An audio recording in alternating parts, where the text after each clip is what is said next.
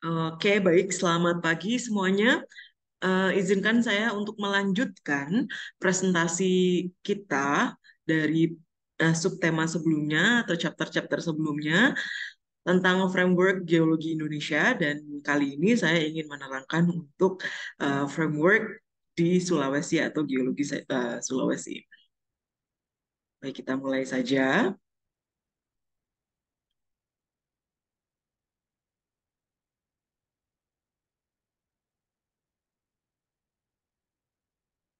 Seperti ini ya. Jadi kita tidak usah full screen di sini. Nah, kita seperti ini. Baik, untuk geologi Sulawesi.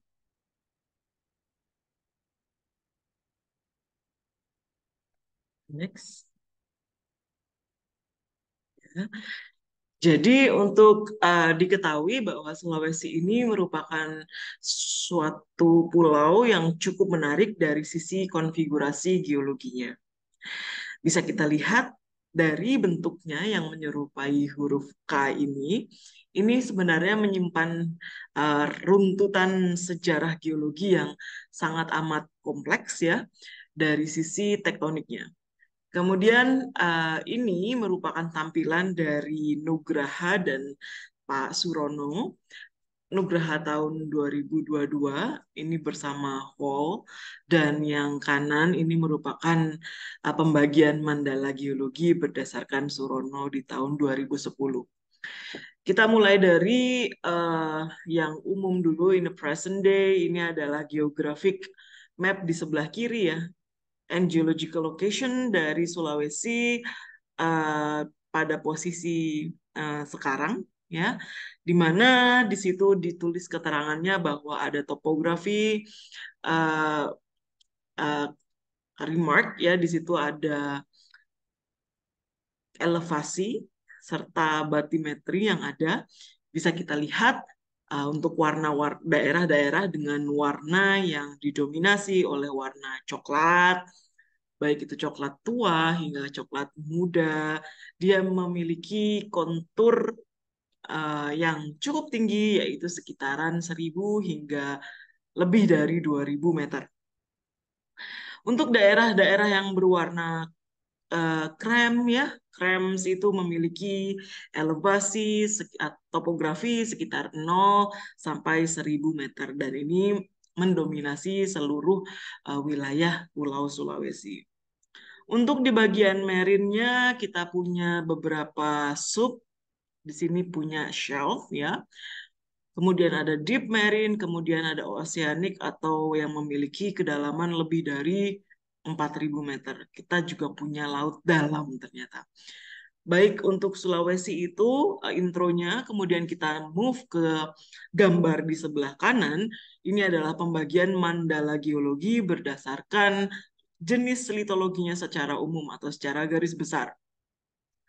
Untuk yang warna paling atas ya, kita lihat ini adalah lajur vulkanik Sulawesi Barat yang ditandai oleh warna uh, army di sini ya, cenderung untuk army. Kemudian untuk warna ungu kita punya jalur malihan atau metamorfisme ya di Sulawesi Tengah. Kemudian untuk warna hijau muda ini adalah lajur oviolit Sulawesi Timur, dan untuk yang warna dark gray ini adalah kepingan dari continental crust. Perlu diketahui juga bahwa Pulau Sulawesi merupakan pulau di mana aktif secara tektonik dari kolisi-kolisi yang ada, sehingga kolisi ini mempengaruhi sedimen yang juga terbentuk pasca kolisi tersebut. Bahkan sin kolisi ya. Kita lanjut saja. Oke, untuk Sulawesi bagian utara sampai dengan lengan timur di sini ya kita ada beberapa konfigurasi stratigrafi. Ini saya ambil dari Nugraha dan Hall tahun 2022. Nah, ini dibatasi hanya berfokus pada neogennya saja. Kita ketahui banyak sekali sedimen-sedimen yang terjadi di situ, mulai dari sedimen-sedimen karbonat, ya jadi dari neogen karbonat, yang memiliki persebaran yang cukup merata dari north hingga lengan timur. Kemudian untuk klastiknya juga ada di sini ditandai oleh warna hijau tua. Bisa kita lihat bahwa ternyata sekuensnya cukup berganti ya dari cukup sekuen plastik di sini menjadi sekuen karbonat. Untuk kemudian menjadi klastik lagi di Pliopleistocene sampai dengan ditutup dengan endapan quarter. Perlu kita tahu juga ya, pada bagian West Sulawesi itu sebenarnya jelas itu punya Sundaland ya. Jadi itu adalah belongs to Sundaland. Sehingga nanti coba kita lihat dari disertasi saya, kira-kira apa saja sih fauna-faunanya dan similaritas apa yang dimiliki oleh fauna-fauna di karbonat deposit yang ada dibandingkan dengan Sundaland di bagian lainnya di Indonesia. Nah, kemudian kita juga ketahui bahwa Pulau Sulawesi ini juga mengalami rotasi ya, sama seperti Kalimantan, cuma bedanya memang rotasi di Sulawesi ini juga cukup colorful karena dia didominasi oleh banyak lempeng tektonik yang menjadi satu begitu. Itu perbedaannya dengan Kalimantan. Dan rotasi ini umumnya terjadi di Miosen ya. Jadi punya umur muda, di situ terjadi segala jenis tumbukan dan benturan dari sisi tektonik. Baik, kita lanjut. Sebenarnya ini adalah konfigurasi Central Sulawesi dan West Sulawesi stratigraphy selama Neogen. Kita lihat di sini justru karbonat tidak terlalu banyak ya. Warna birunya tidak terlalu banyak, malah yang didominasi itu adalah dominasi dari middle upper Miocene clastic sediment. Kita lanjut lagi ke Western South Sulawesi sampai dengan Eastern South Sulawesi dan juga Laut Bone di tengah sini ada Teluk Bone ya. Baik, ini didominasi oleh Neogen igneous and associated sedimentary rock dan juga ada interupsi karbonat di situ, Neogen karbonat dari Tonasa Formation, ada Bone Formation, ada Tachipi Formation. Ini selama Miosen ya, jadi nanti di disertasi saya dicoba lihat sebenarnya ada nggak sih perbedaan dari sisi fauna atau dari sisi large foramnya itu sendiri. Untuk wilayah South Sulawesi sebenarnya cukup menarik ya karena di Bone itu kita punya oceanic crust. Iya sebenarnya.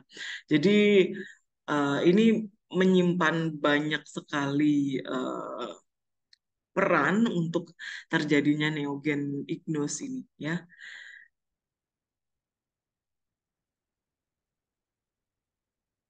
Untuk bagian tengah itu sebenarnya karena Sulawesi itu merupakan zona kolisi ya. Jadi sebenarnya untuk bagian tengah Sulawesi tadi itu semua sudah mengalami kolisi, saya rasa ya. Kemudian endapan molas itu juga menjadi penting di Sulawesi. Nah, ini contohnya kita ambil di Southeast Sulawesi. Di bagian sini ada Buton Island di situ ya.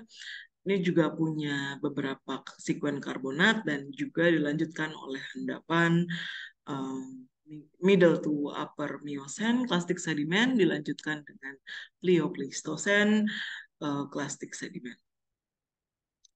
Baik, ini adalah simplified geological map dari Sulawesi based on Sukamto dan banyak penulis lainnya. Ini saya ambil di Nugraha tahun 2022.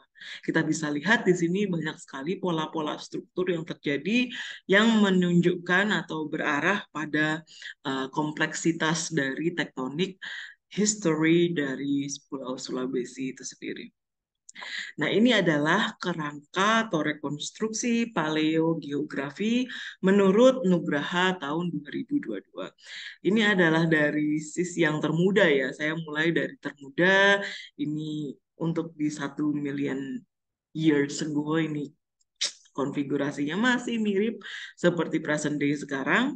Kalau kita mundur ke 2 million years ago, bisa dilihat di situ datarannya masih cukup sedikit ya jika dibandingkan 1 million years ago.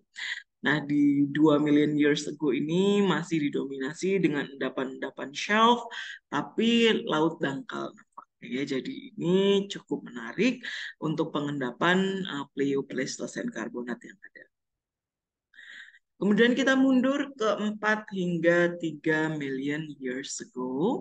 Kita lihat masih semakin banyak dominasi lautnya, dan kita lihat di situ belum terlalu apa namanya ya, tinggi begitu ya, terutama di 4 million years ago elevasi topografinya masih didominasi oleh rendahan-rendahan atau kurang dari 2000 meter. Kalau kita mundur lagi ke 6 to 5 million years ago, paleogeografiknya didominasi oleh shelf, ya bisa kita katakan demikian, benar-benar shelf, dan juga konfigurasinya masih uh, mendekati present day, ya karena memang tektonik kolisi dan sebagainya itu terjadi umumnya di Miocene. Kita mundur lagi ke 10 hingga 8 million years ago. Kita lihat di sini semakin sedikit dan semakin laut. Memang Pulau Sulawesi ini belum ada. Sehingga endapan-endapan molas pada sin kolisi itu juga play a role in sedimentary stratigraphy di Pulau Sulawesi ya. Kalau kita mundur lagi, ini sudah ke Miocene ya, kita lihat kolisi ini belum terjadi secara sempurna atau sebalah sedang berlangsung, sehingga ini memang benar-benar masih laut. Ketinggian paling tinggi memang ada, tapi hanya minoritas. Ini terjadi di sebelah timurnya, nah, timur. Baik, ini saya ambil dari Nugraha tahun 2020 dari presentasi Pak Satyana, bahwa kalau dijejer begini ya, ini terlihat sekali ada bagian-bagian yang memang mengalami karbonat deposition, ada juga yang mengalami banyak plastik influx ya, jadi benar-benar berbeda dari sisi waktu yang sama. Kemudian juga kita juga punya banyak hiatus di situ ya, jadi banyak hiatus, banyak sedimen yang hilang, utamanya di waktu-waktu tua ya. Di waktu tua di Paleosen ini memang belum ada recordnya. Kita punya basement di situ, basement baik berupa metamorfik kompleks, violit ya, ataupun ada batuan beku. Baik, ini merupakan peta persebaran kompleks malihan di Pulau Sulawesi, cukup banyak dan memang kaya untuk mempelajari petrologi batuan beku dan metamorf. Nah, ini tadi saya ambil dari Hall tahun 2007, presentasi beliau bahwa memang geologi Sulawesi ini dari sisi westernnya kita punya Plutono Volcanic Arc, kemudian juga ada Central Sutur di situ yang produknya berupa skis biru atau blue skis.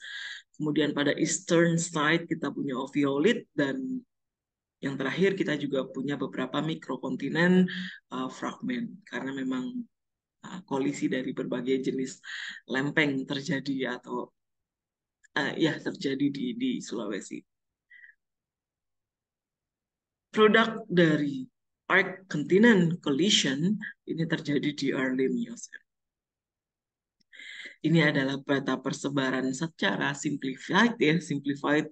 Kita lihat bahwa tertiary plutonic arc, volcanic rock di sini terjadi di sepanjang Sulawesi ini di utara hingga ke barat ya, dengan batas Palu Fault di situ yang cukup menyumbangkan struktur yang cukup dominan. Kemudian kita punya oviolit ini di bagian lengan tenggara ya. Kemudian kita juga punya skis ya, jadi cukup baik. Dan di Buton kita punya Australian Microcontinent, dan tukang besi platform. Nah, ini adalah sayatan dari Guntoro dan After Parkinson di tahun 99 dan 91. Kita lihat di sini sayatan dari west to east. Kalau kita bayangkan dia bersinggungan dengan Southeast Kalimantan, kemudian kita juga punya Teluk Makassar di situ, dan kita punya daerah Sulawesi yang cukup kompleks karena memang ada banyak sesar. Contohnya adalah Walani Fault, dan kita juga punya skis kompleks di sini akibat dari kolisi Banggai Sula yang cukup signifikan. Kemudian kita juga di Eosen. Kalau itu tadi di Miosen, kalau kita mundur di Eosen maka ada subduksi di situ, ya, sehingga sebenarnya opening dari Makassar Strait itu dimulai dari kala Eosen. Kemudian di Eosen juga Sulawesi ini juga sudah punya melange begitu ya. Di Southwest Sulawesi kita punya Pampageo uh, case kompleks, dan kita punya subduksi di situ. Ada rollback, ada slab di situ ya. Sehingga Banggai Sula itu juga salah satu bukti yang baik untuk belajar geologi, utamanya untuk PBBM. Nah, ini adalah Sulawesi Orogeny, jadi kita punya subduksi di bawah, ada Eurasian Plate, ada Sundaland, dan ada Banggai Sula Mikrokontinen. Di situ dibatasi oleh banyak sekali metamorphic belt dan thrust-thrust yang terjadi pada ophiolite belt. Ini adalah penampangnya juga sama, sebenarnya ini hanya rekonstruksi dari late Miocene ke early middle Eocene ya, yang paling tua. Di situ kita coba merekonstruksi datangnya lempeng dari arah southeast to northwest ya, begitu jalan terus sampai juga Sulawesi itu juga mengalami rotasi. Saya rasa itu. Untuk East Arm sendiri atau lengan timur didominasi dari ophiolite dari Indian Ocean origin. Kemudian untuk umurnya sendiri berkisar dari Cretaceous to Eocene. Kita lihat di sini ini adalah skematik ilustrasi dari west dipping subduction and termination of underflow. Ini adalah early Oligocene. Late Oligocene, ada obduksi dari ophiolite di situ. Cukup kompleks ya dari sisi geological history. Kemudian ini ada West Sulawesi, kita punya obduksi ophiolite di situ. Kemudian untuk kolisinya dia terjadi di Miocene, interpreted to result from continent dan continent collision. Jadi kolisinya ini berasal dari kerak benua dan kerak.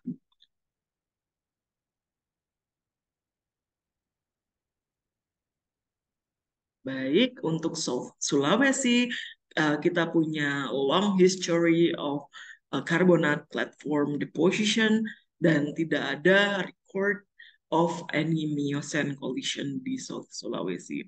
Kalau kita lihat di sini memang banyak sekali persebaran tonasa limestone.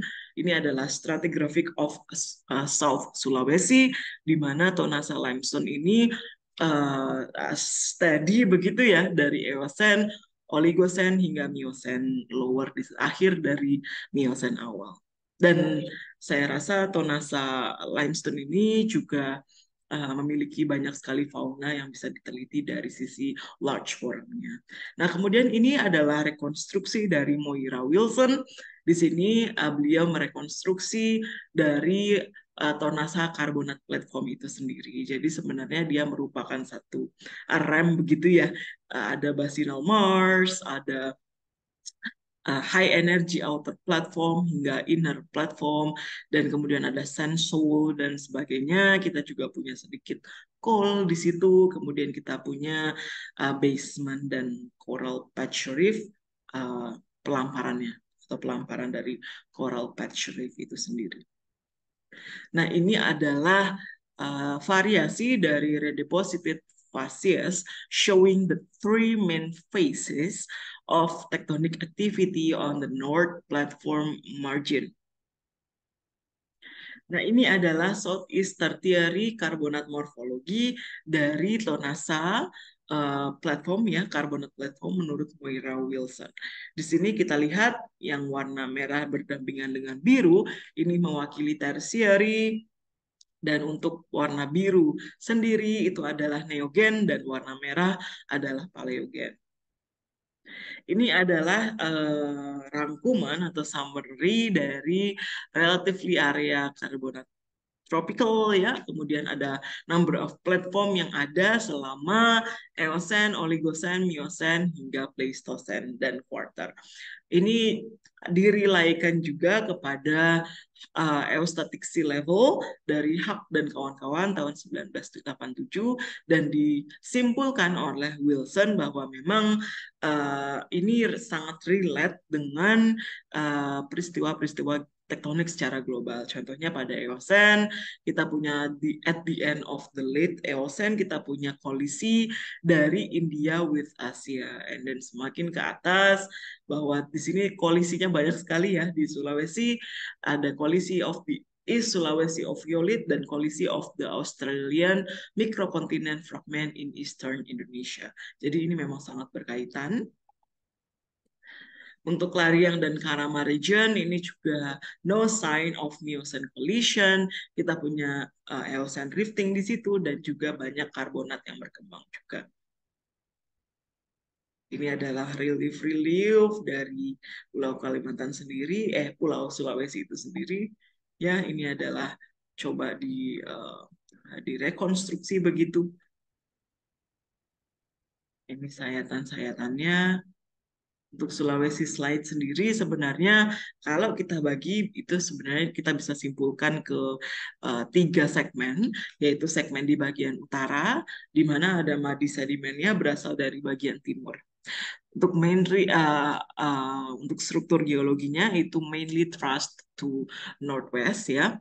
Kemudian untuk central segment di segmen bagian tengah kita punya sedimen on lap dari sebelah barat, kemudian little deformation of shore, kemudian yang terakhir kita punya segmen bagian selatan, dia lebih berpasir dan clearly derived from the east. Jadi sebenarnya di east itu adalah sumber dari sedimen yang ada di Sulawesi.